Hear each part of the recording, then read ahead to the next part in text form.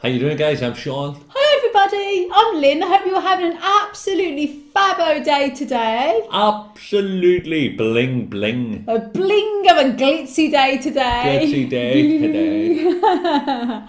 Guys, today's video we're going to talk about pyrite, also known as fool's gold. And we actually think it's a wonderful mineral. Oh, it's absolutely gorgeous, isn't it? It really is just a glitzy crystal. It's absolutely beautiful.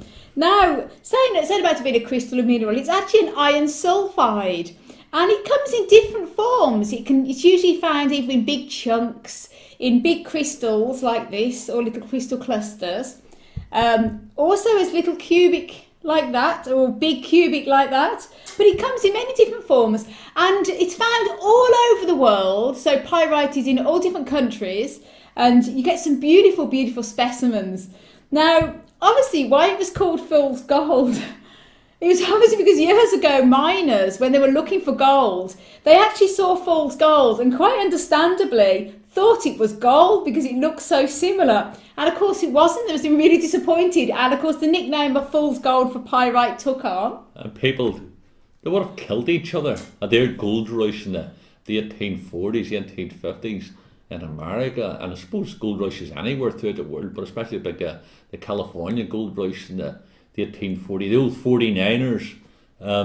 You know, everybody was trying to make their stake on the land and actually gets out of poverty. And of course, when they were all gold mining and they came across a piece like that, of course they thought that was it, that was their life made. Found gold! Yeah, picture. This one here is actually real gold, and this one here. Yeah. That would be good if it was real gold. We wouldn't be sitting here now anyway. We'd be like glitzing the life of Riley. I wouldn't even know what real gold looks like apart from wee rings, but you can imagine how easy it would be for somebody to mistake it for. I wonder is there an opposite though, like fool's gold, fool's pyrite? Yeah, that's what fool's pyrite. That'd be good if it's the other way around, wouldn't it? Thinking you've got a load of pyrite. So look at all this pyrite. We could be sitting here with waking up one morning there billions worth of gold. 40 years from now that we pass over until spirit and somebody comes to their funeral and looks at that piece of pyrite and goes, look at the size of a piece of gold. There's just one about. I know. Wouldn't that be really wonderful? Well, wouldn't maybe be wonderful. It's too late after. But anyway, back to the point here, guys. Listen, it's actually used, as to say, people would use it for different things. You know our story. It's up to you to sit and work with a crystal or a mineral and find out what way it resonates. Us personally, we find it a very grounding stone, but a very protective stone. And it's something you can't really hold on to for so long because of the oils in your hand has a reaction to it, and you'll start discolouring. But basically, it's a great one to have around you. You can actually put it inside like a piece of cotton, and then that way your oil isn't transferring over onto the pyrite. Great one for meditating with and grounding with. Absolutely, it's a brilliant one for grounding. And of course, it's probably a pretty obvious one when you think about it. When from feng shui, it's often used for wealth with citrine, because obviously looking at it's like money and wealth. But you know, anything that makes you feel good. It does make you feel really good. And if you put it in your purse alongside a piece of citrine, your purse will certainly never be empty, and it'll always feel heavy anyway. So it is an absolute great one. But like you say, if you're carrying it on you, probably a good idea is to carry either in your purse or in your bag or in a pocket. Don't sort of wear it as jewellery. Now, you do sometimes see pyrite as jewellery. You see rings and necklaces and bracelets. But I find from my experience with the oils in the skin, it does tend to leave a bit of a brown mark, like sometimes silver would do. It does a similar thing because it's an iron sulfide and it can sort of react. So it's not probably a good one for holding on too long time in the hands. If you're meditating with... You're walking about with green ears, like... Yeah, if you're meditating with it, probably best to put it over clothing. And of course, even if you're putting it on the third eye, not a piece that big, obviously a small piece like this, say, then probably put it over something like a cloth or something like that, just so it doesn't stain the skin. But it's a beautiful one, and I say it comes in many different forms. One of the most beautiful forms of pyrite is the sunbursts. We haven't got a piece ourselves, but they are very, very beautiful. If you can find them out, look up Google images. They're beautiful, big flowers, and they're amazing pieces. Like real flowers? Like? They do actually look like a lovely big huge flower. Absolutely beautiful. I'll be Google searching that tonight.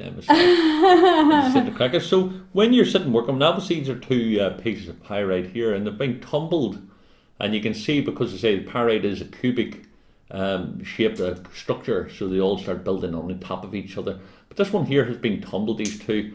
I've had them years now, and basically it's just like when I was sitting going like that. Now obviously why they're discoloured because of the oils and over the years of constantly used, and it's just very therapeutic. But the pyrite, the fool's gold, reminds me to ground myself.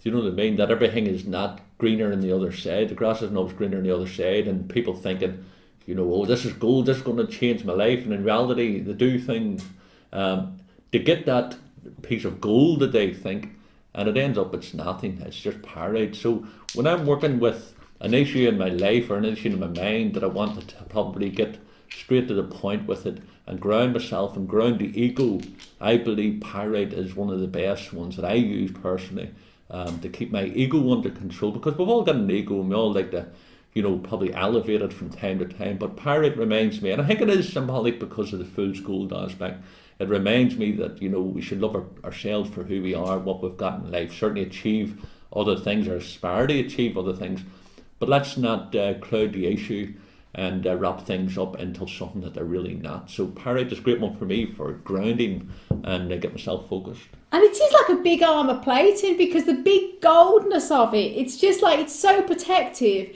It's just like wearing a big piece of armour, isn't it? It is a wonderful stone for protection, for psychic protection, everything.